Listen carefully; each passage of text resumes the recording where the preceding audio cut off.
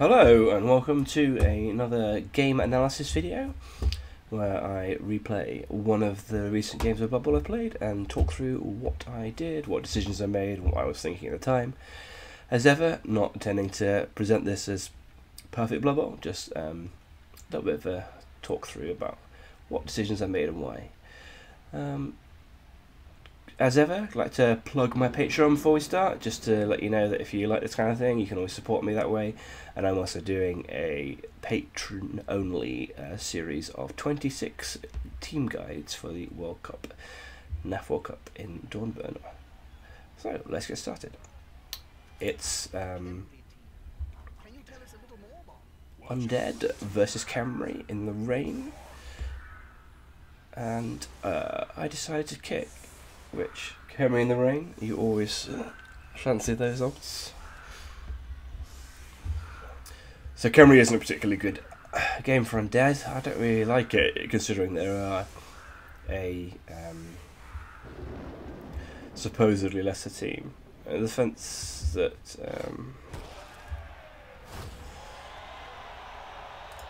okay, in the sense that they've got 4 mummies to your 2. And so the big way that Undead win games is by just bullying people with mummies, but that is completely removed from the equation because he's bullying you with his mummies instead, and he's got twice as many. So they have to play a very difficult, different game style, and things like my zombies get bogged down, get outnumbered and stuff like that. So yeah, tough match. I run a blitz to start with. That's great. So I decided to try and make the best advantage of that and put on as much pressure as I possibly can. So what I did here first was, the idea is to put everybody in contact with some ghouls hanging around to try and get the ball. I put this mummy in here because that's a nice place for him to be, like pressuring someone. And then I haven't moved these guys until I've seen the outcome of this, because I'm not sure I really want to use a reroll on this turn. So if this goes horribly wrong, I haven't committed these fast guys yet, but I just want to see what this one is first. And then if it works, half works as a pushback, then we can commit everybody else.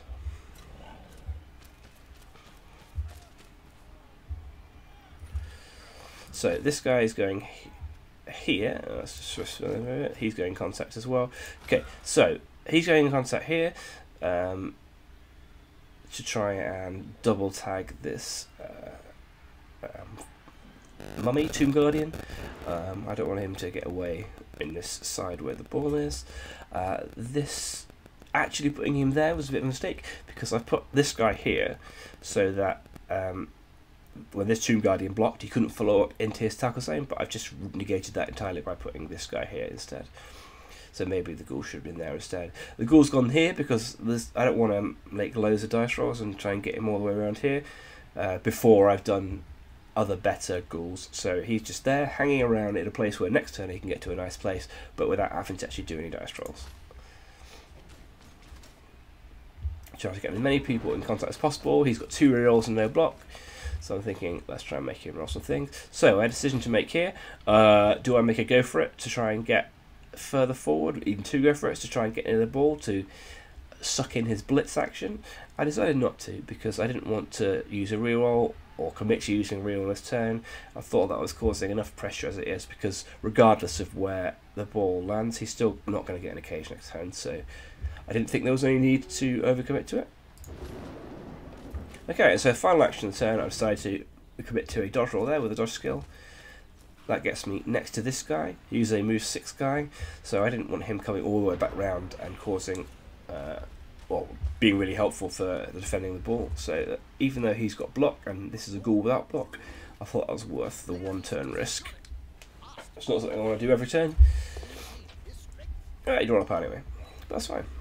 As long as he doesn't die, it's worth the small risk this turn.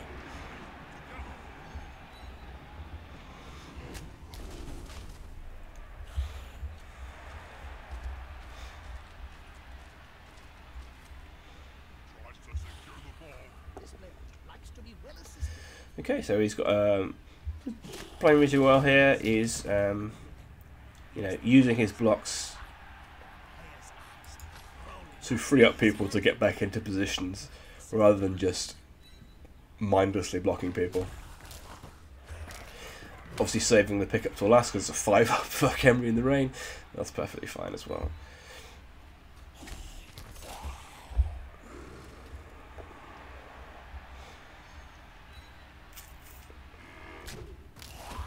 Okay, unfortunately,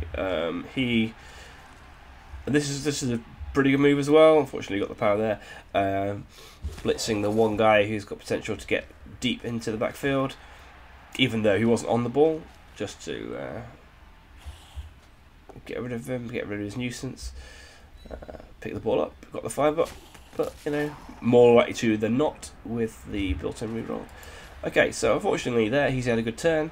He's rolled, you know, 7 2-dice blocks without block and rolled power on every single one of them. 2 guys armor breaking, but that's fine. You can't really expect anything else. If you've got aura blitz, there's no reason why you can't have a reasonable turn in return. So, as it stands now, the ball's nowhere near safe, and I've got some people around here that can cause them some problems. Thankfully, not everybody has died, so I can still mark up these guys in the middle. So the general aim of this turn is to mark up everybody in the middle so they can't go back and assist, and then flood this, so maybe it's a one-on-one, so if I can get 3 guys along here, just to make it stop him from getting into a cage of all 11 players in the mix together.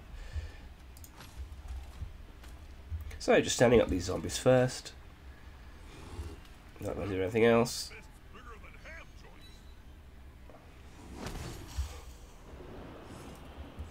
I took on this 2-dice block.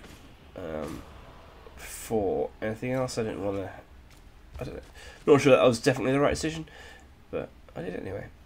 Okay, so the idea here is I'm not going to go for the ball. I'm going to try and wall the ball carrier off from his line of scrimmage, and so stop him from forming a cage. So you can see, instead of like trying to pressure the ball, I'm just coming over here. I decided to do a couple of go throughs here in order to properly screen off. I think that's possibly a little bit greedy. I think I was just a little bit triggered about all the powers in the previous turn. It's still not a bad idea. It's probably more risk than I'd like to take, but positive risk isn't necessarily always a bad thing. I'm probably guilty of not doing that enough.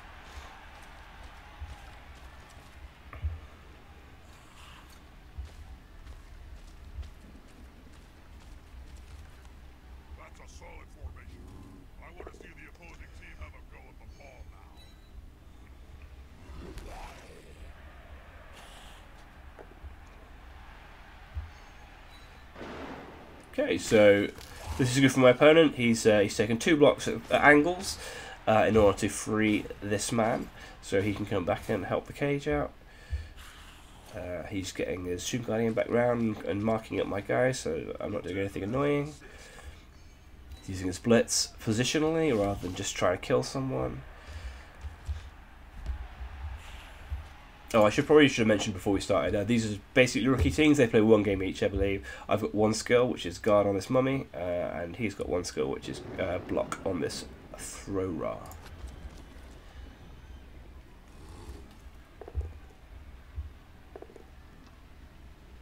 Okay, he was really unlucky here, so that's a 181 for him, which actually kills his Tomb Guardian and doesn't kill mine, so definitely going to take that at this point. Now 10 aside. Let's carry on. So, the options are here. Twofold. What I'm going to do is I'm going to move this ghoul in here first before I do anything else and move anybody else, and then roll this 2-dice block here to see what the result is, knowing that if I get a POW, then I can follow up and then have a 2-dice blitz on the ball carrier if I can dodge out this guy and then move him around here to mark the guy. Sorry, I've already marked him. Or come down here and do it. But if I only get the pushback, then I've got opportunity to blitz to somebody else. In this case, I did get the pushback. So I'm going to then move this zombie here. So the reason I moved this zombie here is because I'm going to blitz with this mummy, push in here, and mark this guy. I'm quite worried about him breaking through this line though, with a 4-up dodge potentially, or even just getting rid of the mummy. And so I've put 2 people here, and that double marks this Tomb Guardian, who's in a very good position for breaking through my line. So it's worth a commitment there, I thought. Moving this guy around here to line up future blocks, but not rolling the block yet.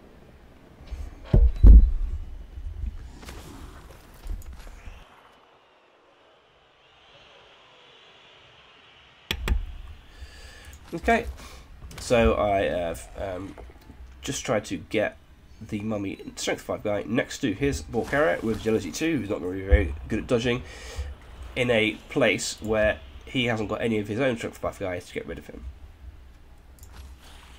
Oh, another thing I did on that turn, I didn't block with this mummy here. He's marking 2 of these guys. That's a good position for me, it's 2-on-1, and the difficulty is that if I block one of these guys and roll a pushback, I'm then no longer marking both of them. I can either push him and follow up, leaving the other one untagged, or push him not follow up, leaving the one I pushed untagged. So the value of me rolling this 2 dice block here isn't particularly great. If these 2 players are next to each other, so like one in the middle and one there, then I could roll the 2 dice block, and then even if I've got a push, I'd still be double marking them. So that's a better position for me to do that, but as it was, I didn't roll that block.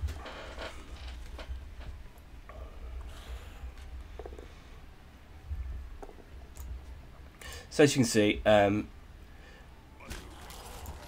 not rolled too many dice, not tried to go crazy or anything, but I've already put him in a reasonably difficult position where he's having to start his turns with the 1 dice blocks. So even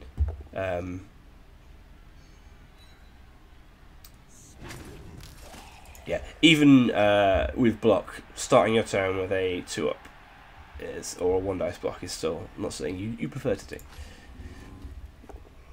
So having used his reroll, he's now just rolling some blocks without block. That's probably fine. I mean, everything's bad at this point because he's committed himself to this 4-up dodge without a reroll. Unfortunately, he gets it, but that's fine because he did roll the 1 at the beginning. Goes for another dodge, doesn't get both of them, and I'm probably glad of that.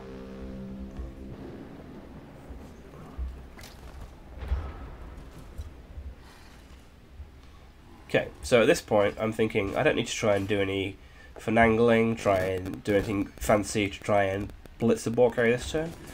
He's out of rerolls, down to 0, I can continue to just put pressure on and make him roll dice. So there's potential for me to like move these guys around here, try and 1 dice this guy away, and then maybe blitz with the mummy, but I thought it's a small risk, but it's a risk I don't need to take because I can continue to pressure him and get a much better chance in future turns. It's the thinking. Yeah, strength 5 guy on his ball carrier without much chance of getting rid of him.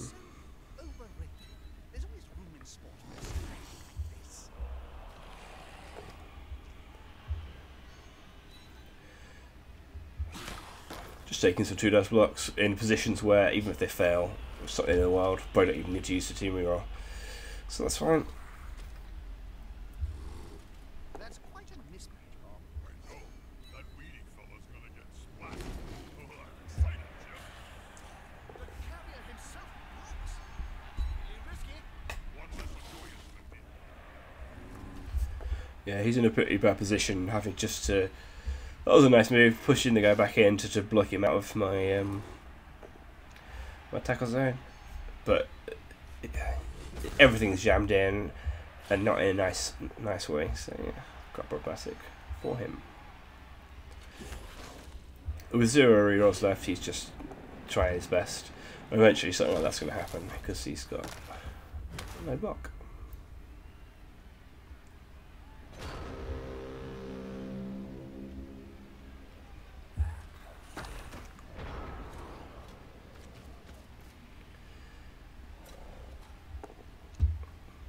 Okay, so